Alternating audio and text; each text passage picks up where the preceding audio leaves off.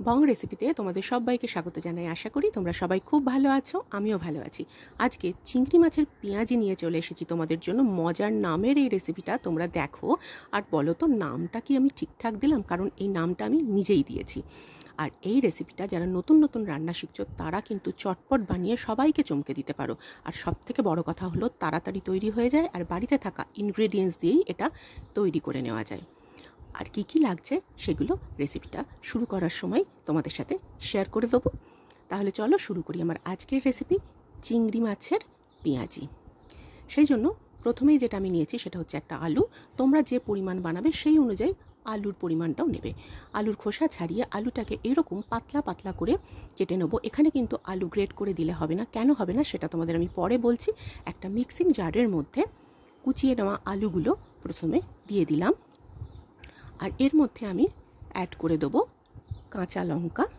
তোমরা যে যেরকম ঝাল পছন্দ করো সেই মতন অবশ্যই লঙ্কা দিও। আর দিয়ে দিচ্ছি চিংড়ি মাছ, এটা চাপড়া চিংড়ি। দেখো মাছের পরিমাণটা এতে বেশি থাকে, আর খুব যে বেশি চিংড়ি মাছ লাগে এমনটা নয়।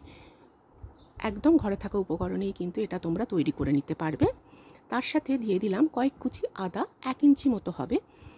আর দিয়ে দিচ্ছি আন্দাজ মতো সল্ট। দেব কাশ্মীরি রেড চিলি পাউডার একটু কালারের জন্য। এটাতে কিন্তু আমি হলুদের ব্যবহার একেবারেই করি না, এটা করার প্রয়োজনও পড়ে না। দিয়ে দিচ্ছি গন্ধরাজ লেবুর রস, এতে স্বাদ গন্ধ দুটোই ভীষণ ভালো হয়। আর মাছের যে কোনো প্রিপারেশনে আমি একটু লেবুর রস দিতে পছন্দ করি, তাতে মাছের নিজস্ব গন্ধটা চলে যায়।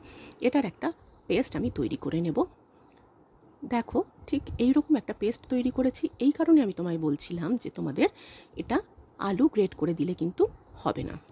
মিক্সিং বোলের মধ্যে আমি এবার এই পেস্টটা দিয়ে দিচ্ছি, আর এর মধ্যে আমি কিছু ইনগ্রেডিয়েন্টস অ্যাড করতে থাকবো। তার মধ্যে প্রথমেই যেটা দেব সেটা হচ্ছে টমেটো। টমেটো আমাদের বাড়িতে সবাই থাকে।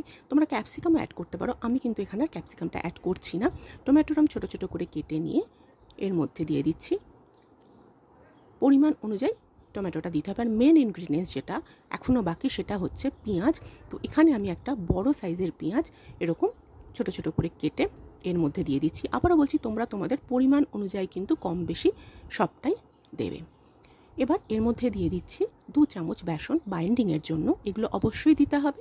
সেই সঙ্গে দিয়ে দিচ্ছি 1 চামচ চালের গুঁড়ো, বেশ মুচমুচে চিংড়ির পেঁয়াজি পাওয়ার জন্য।